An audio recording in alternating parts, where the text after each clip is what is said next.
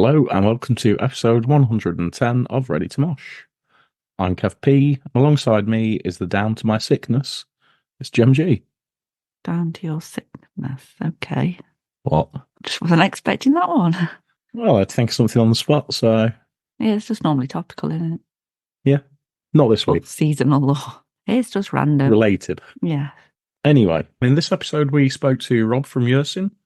Yersin are a band from the Northeast. We had a chat, obviously, about the history of the band, all of that kind of stuff, the quickfire round, and we spoke about their new album that they've got coming out in a couple of days, I think it is. It's called The Scythe Remorseless. Let's go give that a listen. And here's the interview. Okay, so we are joined today by Rob from Yersin. How are you doing, Rob? Very good, yes. As I said, thank you very much for having us on. It's much appreciated. I'm looking forward to doing the podcast. You're welcome. So to start with then, can you just tell us a little bit about kind of your background, how it all started for the band? Well, it's the most unusual background for a band that's possibly as heavy as we are, but we started as a tribute band for my dad's 65th birthday party. We played Born to Be Wild, and we played, what else did we play? Paranoid by Black Sabbath. And there was one more, Highway to Hell by AC/DC. So it's not the most black metal of starts for a band, but we got together to just do some cover songs, and then we thought afterwards let's have a bit of fun, let's do some things that we should be doing. So, and that kind of developed from there. And you guys initially started as a 4-piece, but now you're a 3-piece. So was that an easy or a difficult transition? It was a necessary transition, but I consider the start of the band truly to be in like 2020 during lockdown, because up until that point I had like a passion for music, but I don't know what we were doing. We were just messing around. But then when like COVID started, and I had to like reevaluate it myself, what's actually important, and like, music was incredibly important for myself. So that's when the real push started. Lost a bass player, doesn't matter. I can play both at the same time. It's not really a big issue for me. So, and then it's just all kind of came together since. We've always been a sort of part-time band anyway, due to work and family and stuff like that. But I would say that the day the band truly started was the first day of lockdown, and then everything else came along since. So that's the start, I would say. But yes, we may get a bass player in the future, we may not, but it doesn't matter at this moment in time. When you're playing as basic stuff as we are, you don't really need an expert bassist to join in. So it's usually been the drummer that people have kind of started to skip now, isn't it? Yeah, the last couple of bands really we spoke to, haven't they? They kind of lost drummers and replaced drummers. But never a bassist. No. drum machines? Yes. Drum machines? Oh, well, apart from Mortician, who I still think uses a drummer live, I can hear, not to disparage anyone else, but you can hear a drum machine on a recording. Kind of, as I said, I'm not disparaging anyone, but to know if the band's actually a functioning band is a big issue for me. So, anyway, that's just only my opinion. Sorry, not to start slandering people straight away. So we'll leave that later. Who or what would you say are the main influences on the band? Well, we originally decided to become a grindcore band with very limited idea of what was really grindcore. But still, grindcore was just super fast, basic chords, like very quick songs and stuff. But since the COVID rebirth, I think the true influence has been like a big time Norwegian black metal bands like Immortal and Satyricon, and then there's like the kind of Swedish death metal bands like Entombed, Out the Gates, and then also like quite a bit of like Northeast, like Newcastle, Sunderland punk rock as well, which is it's an odd mix. But they're the major ones, like the old school bands like from Newcastle, Hellbastard, and then there's Sunderland's version, Hell Crusher. And so that's some of the influences right there. But Mainly Northern European extreme metal and then homegrown hardcore punk with a little bit of bolt throwing as well, because you can't go wrong with a bit of bolt throwing. If you're making a metal pie, you might as well throw a bit of bolt throwing as well. And what's the kind of process for you guys? Is it kind of music first, lyrics later? No, lyrics has always been a little bit of a tricky point. We started off with like incredibly boorish, tongue-in-cheek type of stuff, and then we really only recently discovered that it's just kind of a little bit, and no one cares about that type of stuff. So, but at this moment, it's just music first and lyrics, but we're trying to integrate it a little bit more. I mean, we've got the album coming out next week, but we've already started writing the next one. I mean, if anyone's interested or not, but we'll see who is interested in the one that's coming out. But we're going to try and integrate it a bit more, because in the past it has felt a little slapdash, just like riff, riff, riff, riff, riff, and then just like kind of try and get something to go over the top of it. So that's the way it has been, the way it will be. I can't tell you, but hopefully it'll be a little bit more integrated. And you mentioned kind of some of the local influences on your music, but what is the music scene generally like in the Northeast at the moment? Well, it was dead, but now it's incredible, really. If I was to look back 10 years ago and think what was going on there was just cover bands. No venues in the Northeast would really be interested in playing any original music, never mind extreme independent music. But now, if you come forward to today, like I honestly listen to on my like say Spotify, the majority of the bands I listen to, or if not local, national. And so in the local scene, it's incredible. It's something I was never because I've been playing guitar in bands. I started off playing, what was it, like System of a Down covers when I was like 14 or something like that. But you would not have imagined the quality of music in the Northeast that is coming out now. I mean, not including myself. I mean, we accept ourselves as total chances in the metal scene, but there's some legitimately fantastic bands and great venues, very supportive. Everything I grew up without, because when I started personally, it was everyone against everyone. Venues didn't want to pay you, promoters didn't want to have you, crowds didn't want to be there. But now in the Northeast, like we played some shows that we put on ourselves, just like either for charity or for whatever, and it's just been absolutely ram-packed.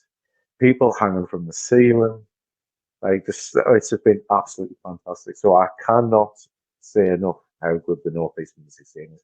Especially, well, I can't comment on the Northeast music scene in general, but the heavy music scene that I'm aware of, it's just absolutely fantastic. That's good. It does seem we are starting to get a wave of kind of heavier music and venues sort of promoting and actually putting stuff out there now that, like you say, didn't exist 10 years ago. And I think that was kind of like, that was nationally. Yeah.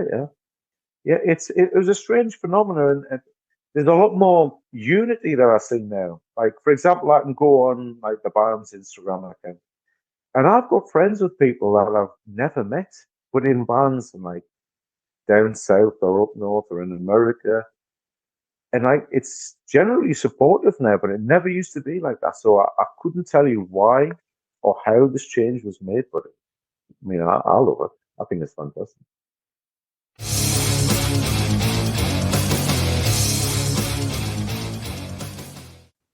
Right, we're going to move on to quickfire round. So we've got, I think that's 7 questions for this one. So these are all totally random. So just whatever comes into your head, just go with it. Right, we'll try.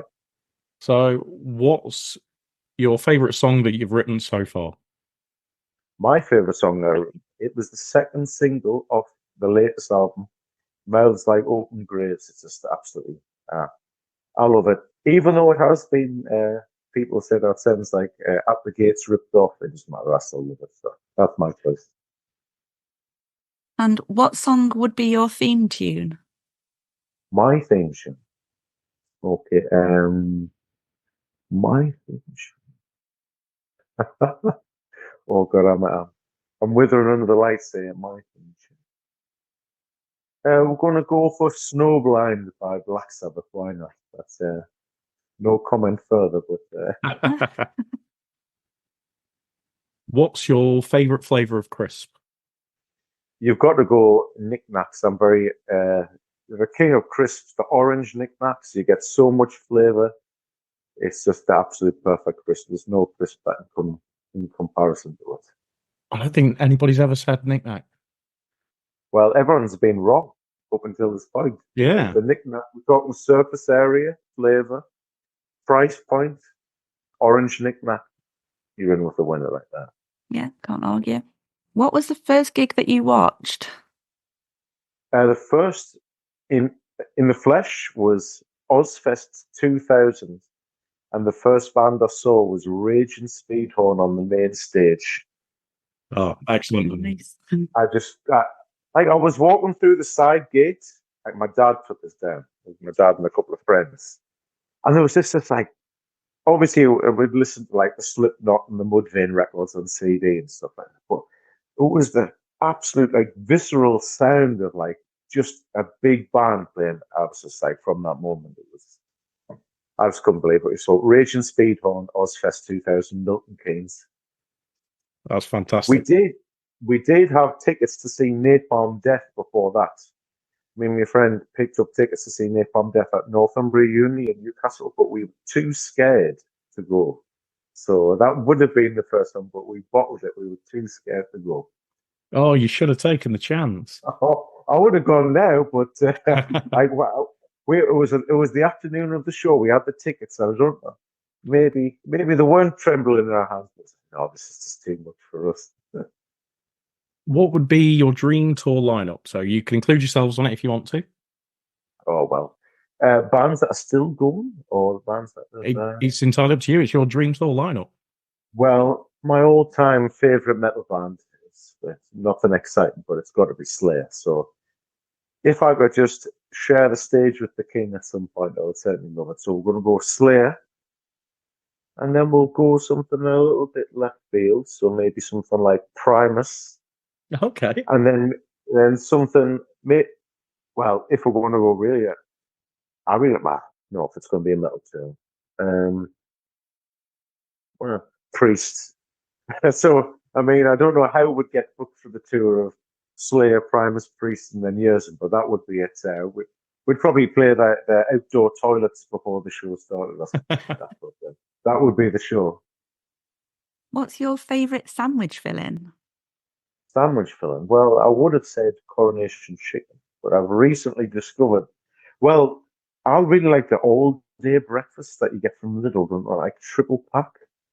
So, like, you've got the scrambled egg and bacon, you've got the sausage, and then you've got. I couldn't tell you what the third is. Maybe a mix and match of both. But I remember my wife told us like 3 weeks ago. She was, I can't believe how to eat those. I was like, what's that? Supposedly it's this absolute vomit worthy having all that in the sandwich. I was like, that is my favourite sandwich. So prior 2015, I would have said coronation chicken, but now you got to go the rank, cold, all-day breakfast sandwich.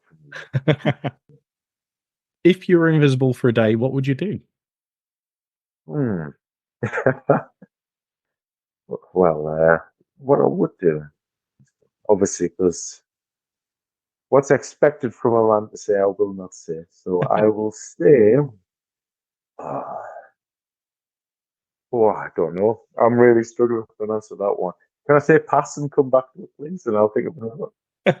What was the first album that you bought?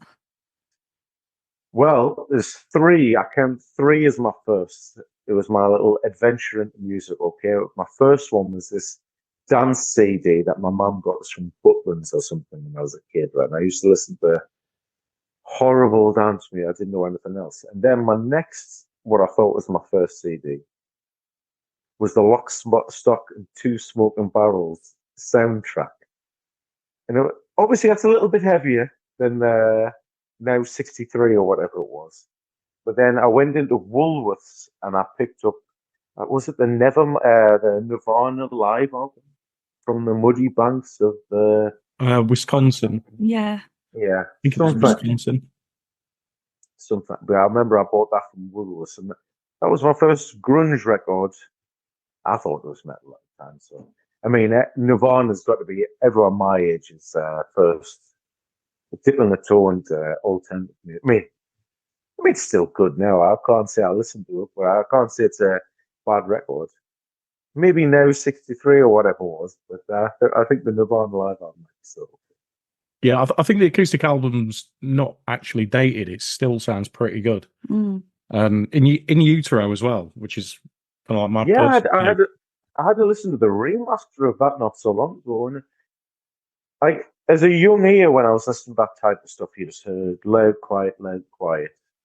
But as like I have a moderate, passable knowledge of like guitar production or guitar tone or just production of an album in general, they were really good. I mean, again, it's not my cup of tea nowadays, but I can't disparage it. I can't say it's bad music. Mm. So yeah, that was the Nirvana live album from Woolworths.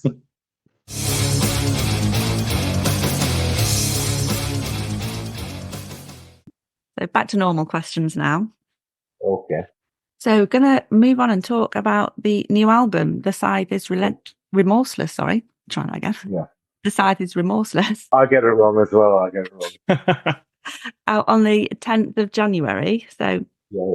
album number 2. Did the process change much from the first album recording this one? Yes. Well, we've had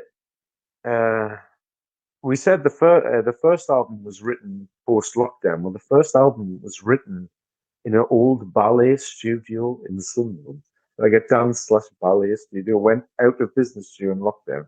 So the first one was written there. The second one, this new one, half of it was written in an old travel agents in Sunderland, and the rest of it was written on a computer at home. So that was when I think of the different periods of the band, I either think of the ballet studio or the travel agents in the modern sense.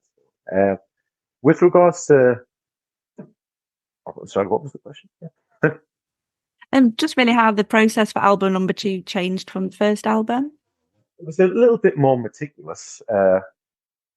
Hence, it's a lot shorter. I think it's only like 24 minutes. And I mean, I still can't say it's still not perfect for me, but I think you've got to go short because albums used to be what I've seen albums that run times like 100 minutes, 60 minutes, and for I'm not going to say emerging, but a fledgling musical act such as Yersin, people aren't wanting to invest 50, 60 minutes into a band that they don't know, they don't care about, especially with streaming and all the facilities available, because I don't know, there's a million heavy metal bands out there.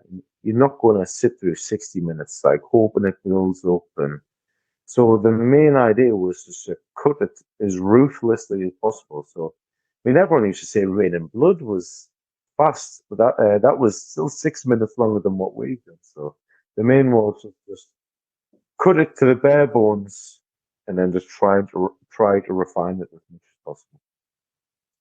And what can everybody expect from the new album? Well, again, brevity, but then also the production is fantastic. We went to a gentleman in Manchester, I don't know if you know him, at No Studios, a gentleman called Joe Clayton. He's recorded, in all honesty, he's like the Will Putney of the UK. He's recorded Mastiff, Wallowern, my mind's gone back. It's just anyone who's anyone. So the production is absolutely fantastic. You want to be getting kind of a Swedish death metal tone with a kind of hardcore punk attitude, really fast D beats, blast beats that have been slowed to still be heavy. So that's right. And a little bit atmospheric. So we've got a little bit there. On one track, we have our friend Bernie, who's an operatic singer. She lends a little bit to it. So people have mistaken it to be programmed keys, but it's actually a live vocal. So yeah, that's just a little taste of what it could be. And you recently released the single and video for the title track. Did you enjoy the process of making the video? No, not at all. It was horrendous. Nothing but stress. Because everything, I mean, obviously we've been gladly taken on by Trepanation Recordings, but still, like, the whole endeavor is largely independent. So, like, just the whole, well, anyway, it wasn't enjoyable, but I'm glad it's been done. Even the outdoor shots, it was like World War One Battle of the Somme. It would never stop raining in Sunderland around that point, like knee deep in rain. In the room that we did the band recordings, it was like 1,000,000 degrees. I think Mal, our drummer, had a horrible sickness bug or something like that. It was just incredibly stressful, and yeah, it just had to be done, I guess. It certainly wasn't enjoyable. So, are there any more singles from the album planned for release this year? No, with the the album is out on the 10th of January, so no more singles. The album's coming out. Hopefully, we can start maybe release an EP or something towards the end of the end of the year if there's any interest. But no, that is it for now.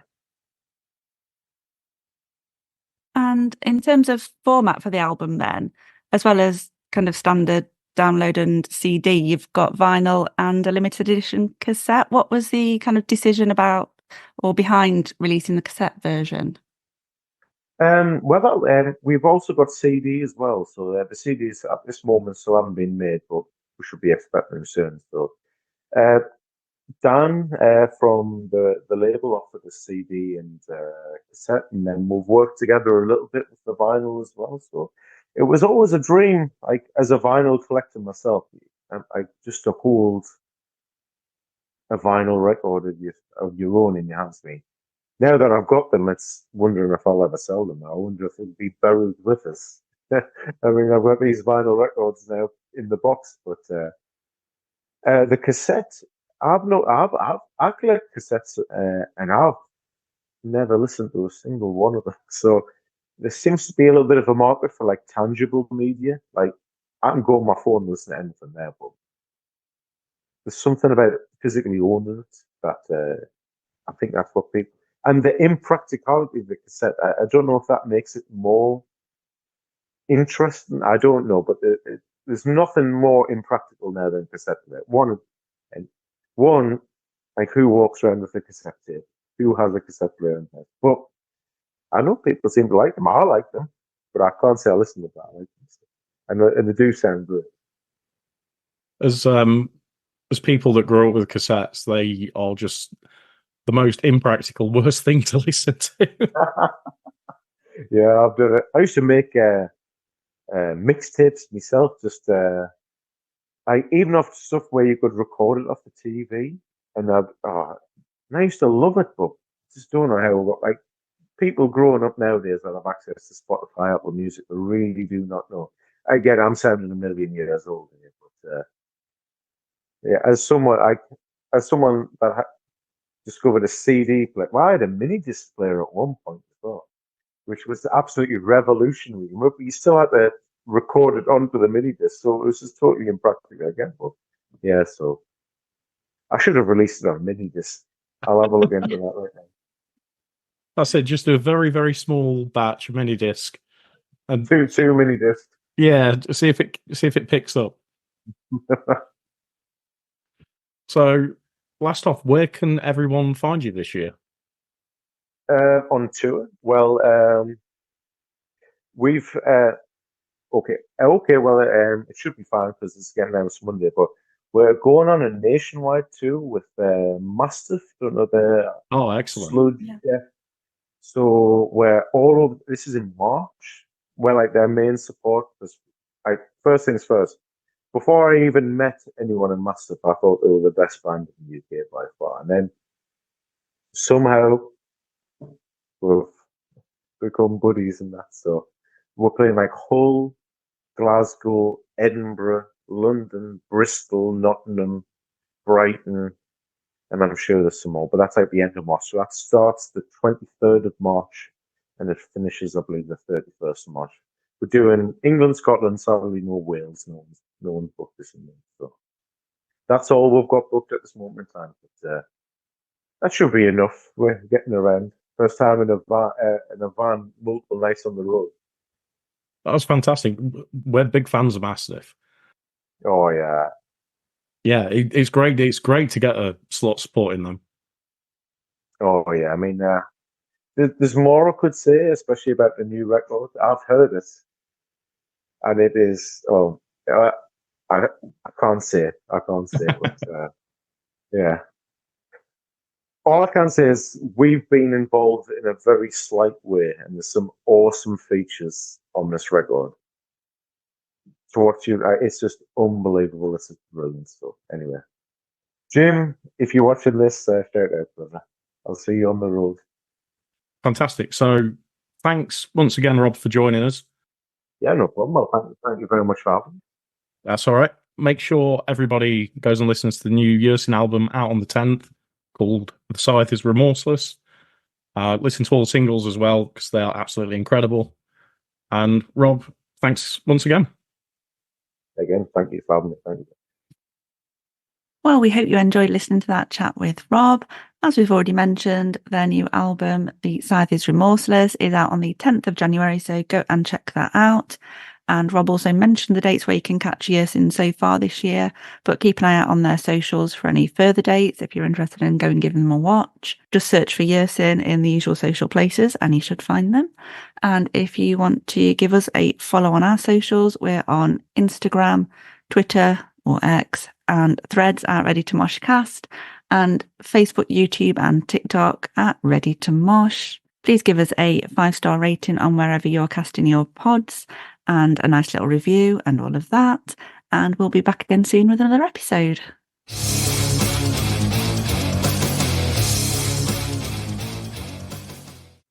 Make it mosh moog.